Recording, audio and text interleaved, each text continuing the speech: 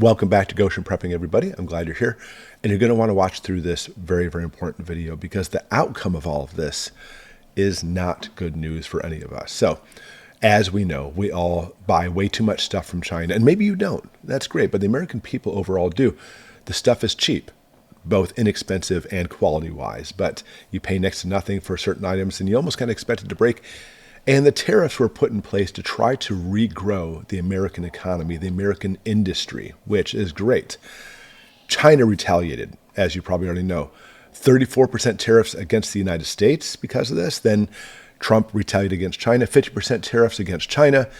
China announced 84% tariffs, then went back and forth. Then we brought it up to 125% tariffs. Huge. China then, of course, brought it up to 125 as well. And it finally got to the point where things were getting so dicey, our market started dropping, started crashing. It was a huge drop. It's one of the biggest drops we had in the stock market since the Great Depression. Well, at this point, an agreement was made, tariffs backed off significantly, and everything seemed fine. The markets came back up. Everything's happy. Or is it? Long story short, it's not. We're still in big trouble. I'm all for trying to get the American economy, the American industry to grow. It's a beautiful thing. But I mentioned before, it's going to be a rocky road to get us there. And the results may be even more catastrophic than you think. Because then China announced a 90% tariff on export controls on rare earth metals. They control a huge amount. I should say they have 90% of the trade in the world, and they're now basically putting tariffs on that. And so we decided, well, we're going to go against that as well with a 100% tariff back on software from China.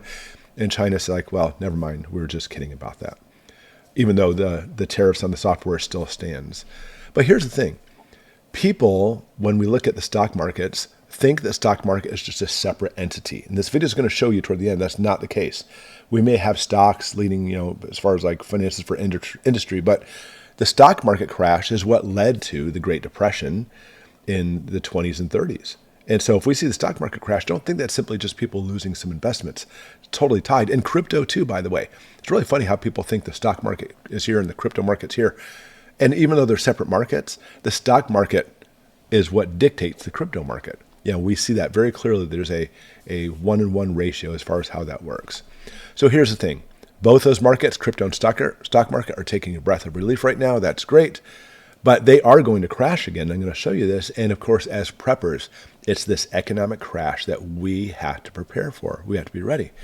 Because besides even simply these tariffs continuing and the market going to follow suit, we're looking at a looming World War III. We're also looking at, simply just put, all the inflation we've been experiencing for the past few years is taking a huge toll. And one of the biggest things, a precursor you can see to a Great Depression, by the way, is businesses. Corporations, that is.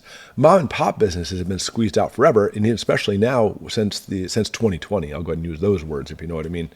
We've seen mom and pop businesses, those small businesses in the small towns are being choked out. But now some of the major corporations are hurting as well. So real quick, some of the different ones we've seen. Denny's has closed over 150 stores. Hooters has filed for bankruptcy. Noodles and Company has closed up to 32 locations. Red Lobster closing over 100 locations. TGI Fridays over 30. Applebee's 150. That's crazy. Jack in the Box is planning the closure of 200 locations. And On the Border Mexican Grill and Cantina has filed for Chapter 11 bankruptcy. That's only the beginning. The list also includes other businesses that are hurting. Subway, Pizza Hut, Buffalo Wild Wings. That's my favorite. Ruby Tuesday, IHOP, Boston Market, Chuck E. Cheese. That's horrible. Outback, Sbarro, the pizza place in the mall, Sbarro, I think that's how you pronounce it. Checkers and Rallies. But it's not just fast food because, as preppers, I always say, look, if you need to eat out once in a while, that's one thing. But eating out really just pulls the money away. You should be like eating at home and preparing at home. But it's not just that. Grocery stores, too. Kroger is closing 60 stores. Albertsons earnings tanked this last quarter. Spartan Nash, it's a family fairs type store, is closing 200 stores. Safeway is closing stores. And Winn-Dixie was in big trouble, too, until Aldi bought them out. Other businesses that are in trouble, Spirit Airlines, Claire's. My little daughter really upset about that one. They love the earrings and everything there. Joann's, Macy's, Big Lots, Party City, Rite Aid. And that's interesting because you always saw Rite Aid and Walgreens battling it out, and sometimes CVS. But now that Rite Aid collapsed, you think, oh, Walgreens is in for good. No, Walgreens announced that they're actually going to be closing 1,200 stores because they're in trouble as well. So I don't know about you. I don't know about where you live, but where I go, you drive around the city and you're seeing more and more businesses with wood or something closing up the stores. I mean, I guess the places where Spirit Halloween moves into places, they're probably thriving, but all these businesses are in big trouble. And that is a huge indicator of a coming depression. Huge indicator. So between the stock market, the crypto market, and all these stores closing, we have to be ready for an economic collapse. I believe we're heading into a greater depression, not a great depression, a greater one. It's not going to be like before. Because before, people knew how to eat from home, from recipes from their families, and families live together. But now everybody wants their own place. And of course, they order out. It's going to be pretty bad. People will go hungry. And when people are hungry, they get hangry, very angry. And of course, then they want to take matters in their own hands. And that's what we have to worry about.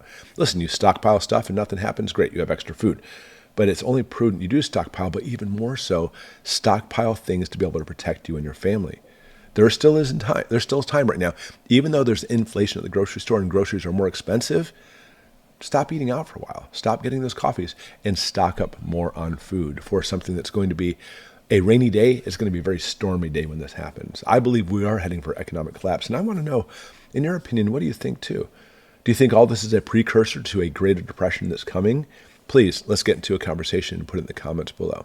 But anyways, stockpile what you can. Do it now, because when that time comes, the grocery stores will not have food for you. Thanks for watching.